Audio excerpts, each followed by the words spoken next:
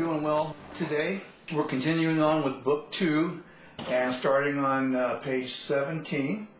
And I would like to start this lesson off first by harmonizing the F major scale. So in previous lessons we looked at the key of C, and we learned our chords by taking this our little triad, our C triad. We had C, D minor, E minor, F, G, A minor, B diminished, C, okay? And so I was talking about in the previous lesson how you really have to start getting used to finding out what chords you're playing when you're playing these melodies, because it helps tremendously. So let's start today's lesson by harmonizing the F major scale and looking at the chords in the key of F, okay? Because that's what they're working at in this book. We're going to be doing mostly, I think, the key of F for the rest of this book. So here's the F major scale. Remember, we have that B flat.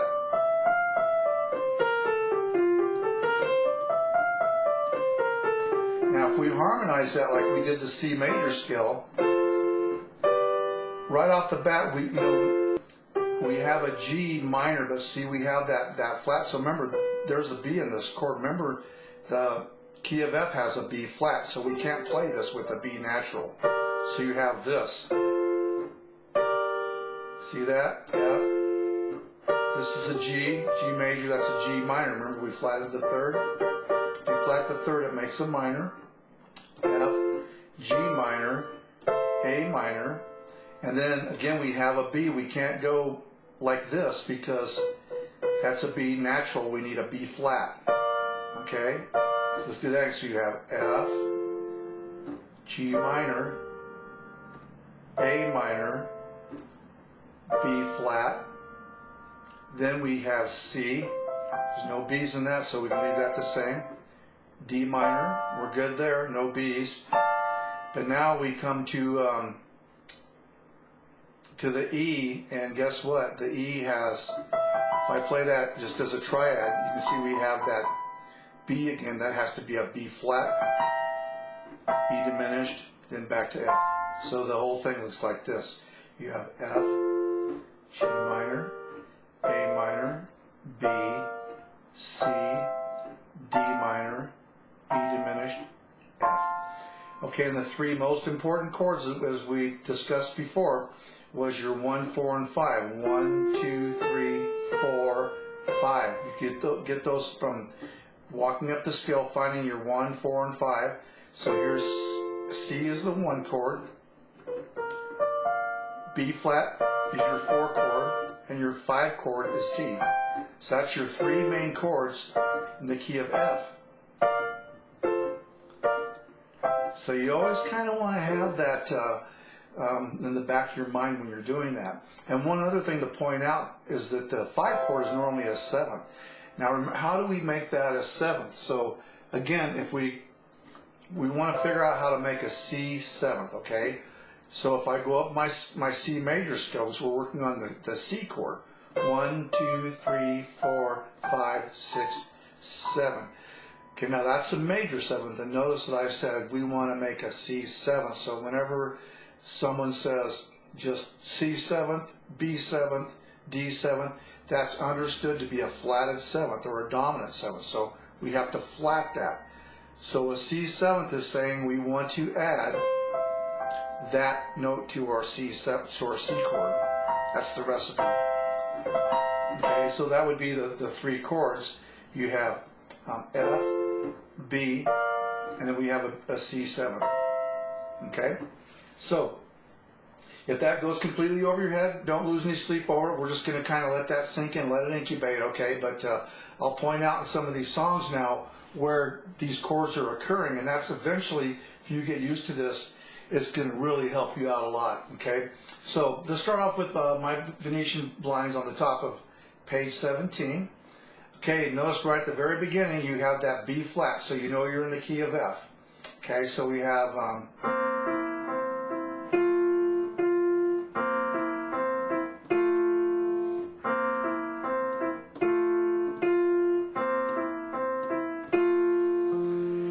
and you you can see what they did here. That's that C7 that they're playing right here. They just put the 7th down here. So they're just going, how could I do this? See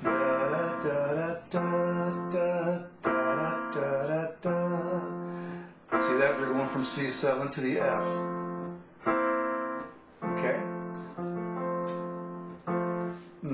Let's go on to the next one. Again, if that goes completely over your head, don't lose any sleep over it. But as we get more and more advanced, we will start looking at those chords, and you're going to see it. So just whenever you're playing, just try to figure out where they're going with the chords. Okay, so every little lawnmower. So again, we're in the key of F. We've got that B flat.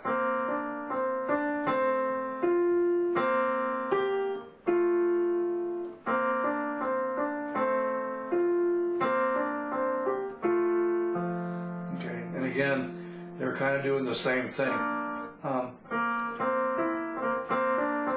So there's that C7th.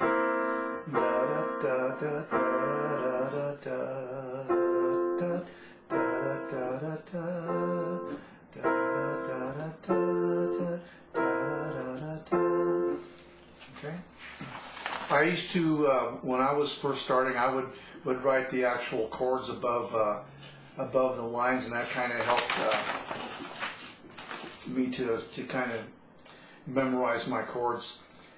Okay, again, that's just extra credit though. Let's move on to the 8th notes. Now, I like everything about this course, but this is one area where I kind of have a little bit of a disagreement.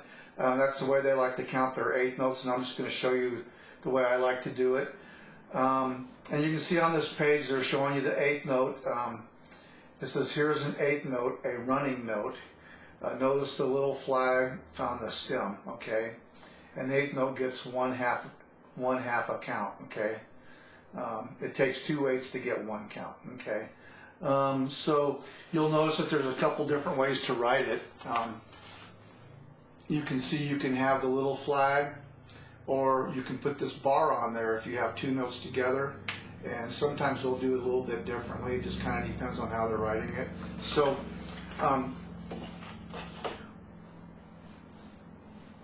here, this piece is in 2/4 timing, and they said you can count it and clap it out, and that's always a good exercise to count things out.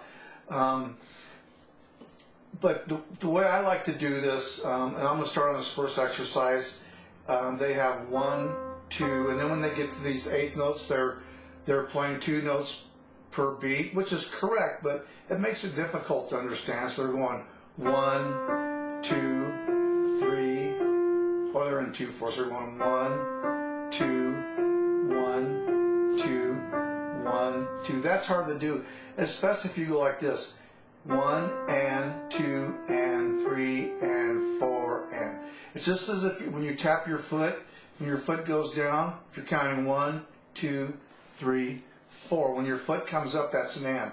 1 and 2 and 3 and 4 and. So count it that way: 1, 2, 1 and 2 and 1 and 2 and 1, 2. Do that again: 1, 2, 1 and 2 and 1 and 2 and 1, 2. Okay. Let's do the next one: 1, 2, 1, 2, 1 and 2 and 1 and 2 and 1 and 2 and. Okay. Now we'll go over to the next page on B.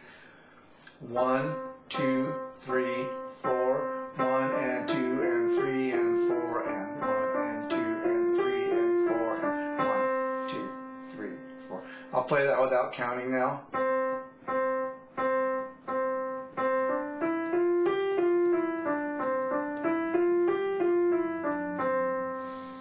Okay. And let's see here. Let's just continue on. They're showing at the top of this page here how they have the bar where they can connect all the notes together. Notice that this example and this example are basically the same thing. Okay. You'll get to this as you read. Get used to this as you read more and more music. Let's go to the next exercise.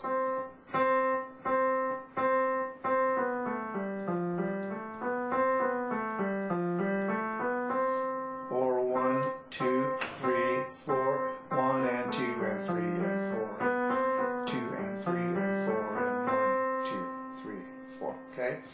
Now we go to the 3/4 timing. So again, you've got to get that 1, 2, 3, 1, 2, 3, because it can always throw you off a little bit when you're shifting from 4/4 to 3/4. 1, 2, 3, 1, 2, 3, 1 and 2 and 3 and 1 and 2, 3 and 1, 2, 3. Can this go down to the next one? 1, 2, 3, 1 and 2 and 3 and 1 and 2 and 3 and 1, 2, 3. That always throws me off a little bit too, just going from 4/4 to 3/4. Jolly Little Roller Coaster is a fun one to do. Let me go ahead and run through this for you.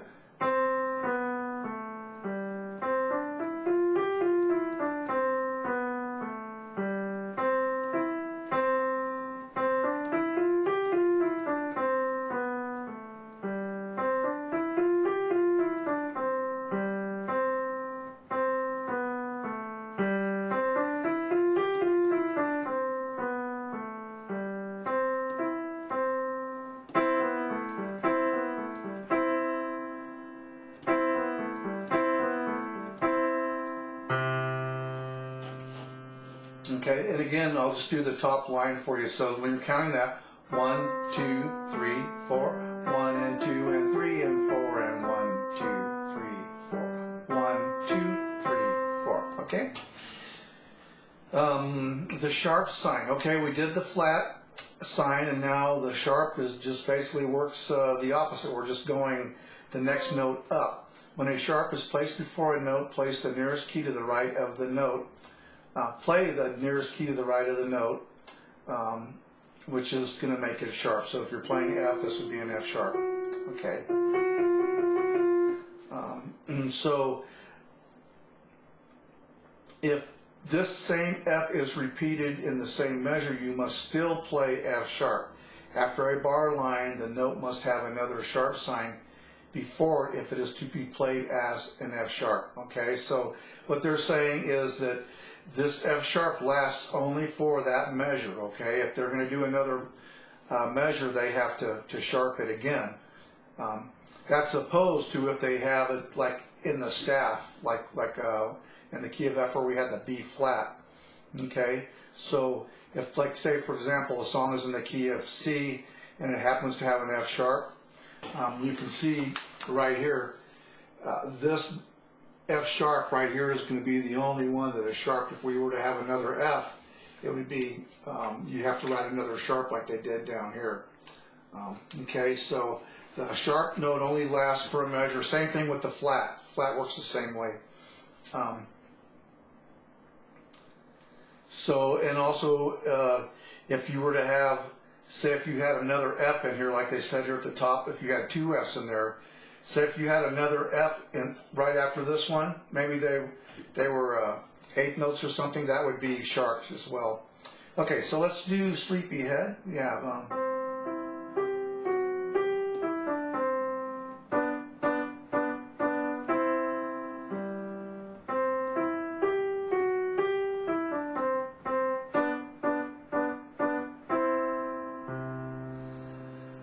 okay. Autumn Leaves. Nothing new on this, so I'm just going to zip through this. Well, actually, let me stop right there. This is what I was talking about. Okay, see here. There's that F sharp. Notice that they didn't put a sharp in front of this one because it's in the same measure. Okay. So if it's in the same measure, it's going to stay sharp. Now, if they wanted that to be an F natural, they could have put the natural sign in front of it. Okay. Okay. Let's do Autumn Leaves.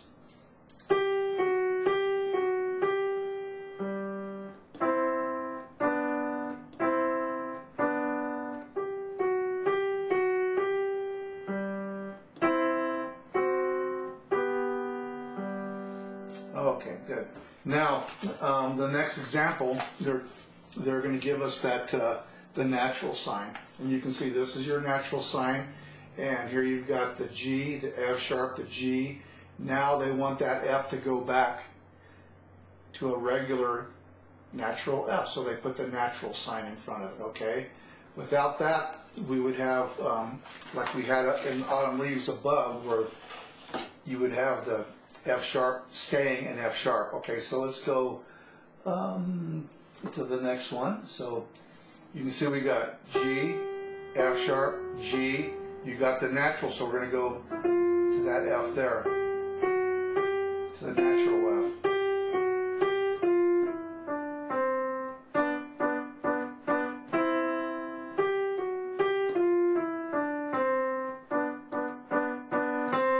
Okay, then on to Jingle Bells.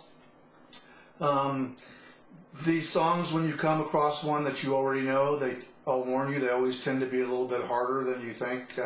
For some reason, knowing them makes them harder to play. I don't know why that is. I think it's because you're anticipating to play it different, and then when the music is written differently, it just kind of throws you. But I'm just going to just zip through this real quick.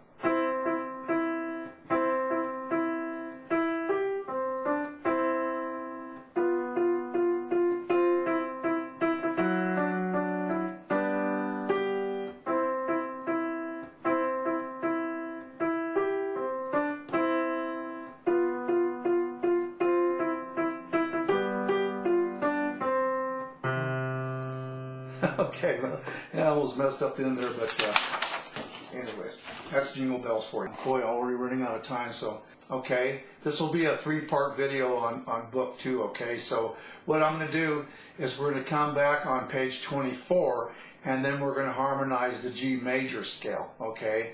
And then we'll finish up this book, okay? So, anyways, play around with harmonizing that scale and try to memorize those chords. I'll put some information on these videos when I edit them. So, anyways, I hope you have a great day. Good luck with this, and practice those songs over and over and over, and have fun with them. And we will see you in the next video. Okay, thank you very much. Bye-bye.